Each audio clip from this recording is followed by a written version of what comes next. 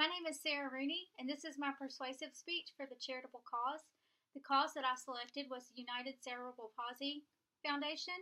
This is my audience today. The United Cerebral Palsy Foundation is a foundation that actually yields itself to a lot of different diseases. Although it was founded for CP, which I will refer to in the future for cerebral palsy, it does actually yield itself to multiple diseases that actually cause major disabilities in infants, babies, and actually young adults into adulthood also. This disease, cerebral palsy, is very debilitating. It could be one symptom up to multiple symptoms, and it is a very difficult thing to live with for the person who has it, as well as the family and caretakers that provide for this person.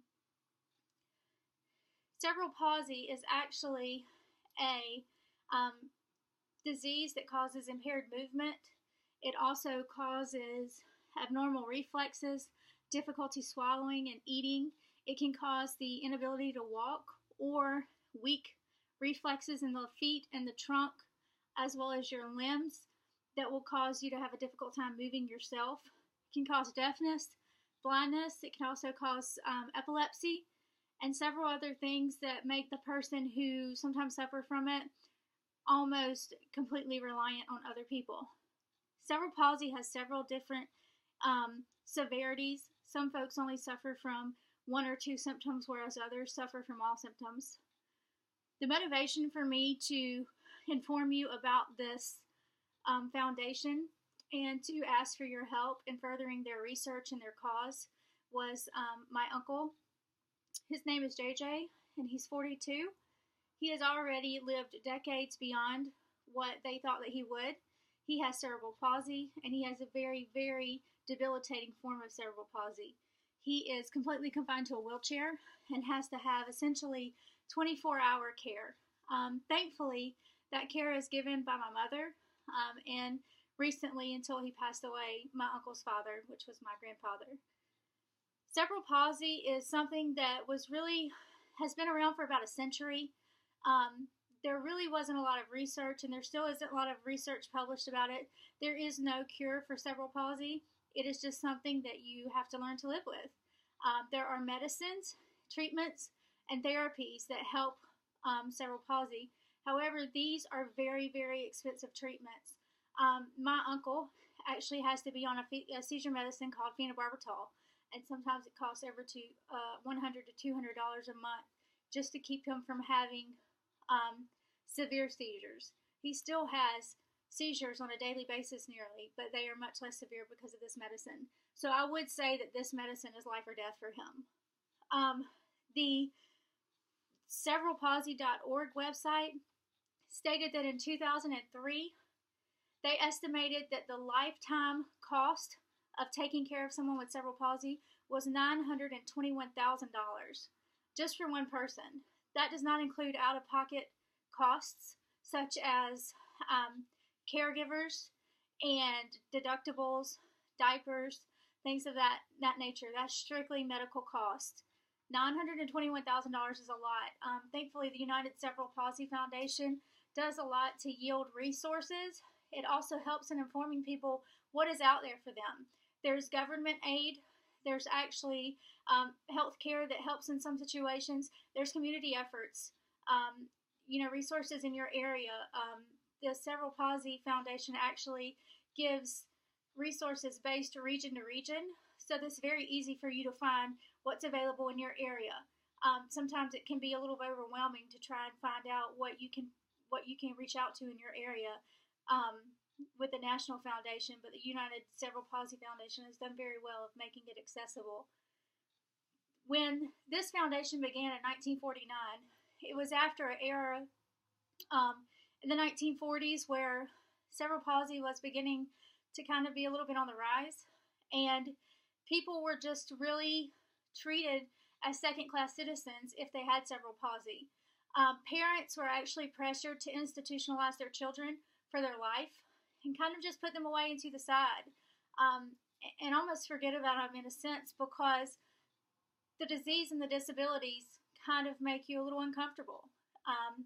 My uncle has severe difficulties expressing himself and kind of communicating with people. It is a learned language. If you were to speak with my uncle, what he said would make no sense, but he is very much able to get his point across to us, and he is very persistent in making sure that we know exactly what he is saying.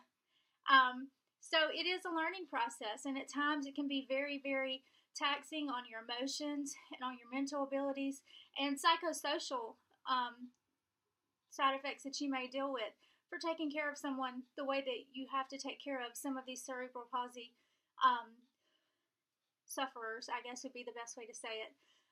So it is a very, very taxing illness, not just for the person who has it, but for those who take care of them.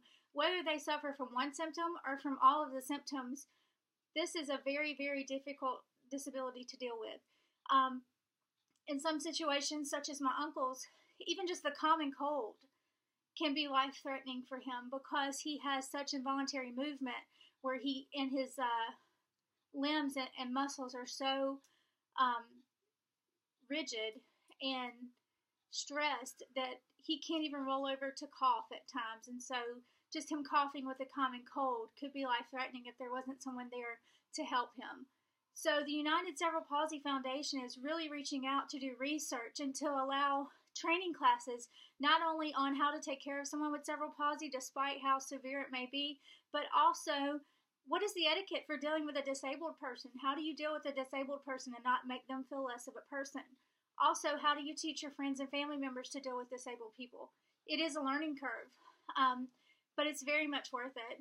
And this foundation has just made great strides in furthering the research, trying to maintain the progress that we've made. It's very warm to me that every Sunday we can go out to eat with my uncle, and it's not the public display that it was 10 years ago when I was younger. It's very much accepted, and I do believe that foundations such as the United Cerebral Palsy Foundations have made this possible in making strides in their research and making people understand that a disability isn't something to look down on. It's something to embrace and learn from. I've learned so much from my uncle and who he is. And if the United Cerebral Palsy Foundation hadn't been there kind of paving that way, I'm afraid that people wouldn't get to see what an exceptional human being he is. The United Cerebral Palsy Foundation is one of the largest nonprofit foundations today. Very different from what it was in 1949 when it was founded, when people just were not dealing with these issues. They just wanted to kind of sweep them under the rug, so to speak. So it's made great strides in what it's doing. It's made counseling resources available, services, employment opportunities for those people with cerebral palsy that can actually function in an employment situation. They're letting you know where those employment opportunities are with employers who want to further develop these disabled people. So the United Cerebral Palsy Foundation is doing great work. But there is such a need for more volunteers, more help, more resources, whether that be your time or your money. This foundation is doing groundbreaking research, groundbreaking reform as to how we deal with our disabled people in America. 800,000 people in just the United States alone have some form of cerebral palsy. This is not a small issue.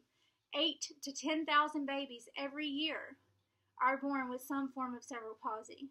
And it's not anything that mom did wrong or anything like that. This is something that just did not go right in the pregnancy. With my uncle, my grandmother suffered a fall, and he was oxygen deprived for quite some time. They did not think he would live very long, but here we are 42 years later, and he's very much alive. So, it's not anything that anyone did wrong. Unfortunately, it's not anything that you can fix.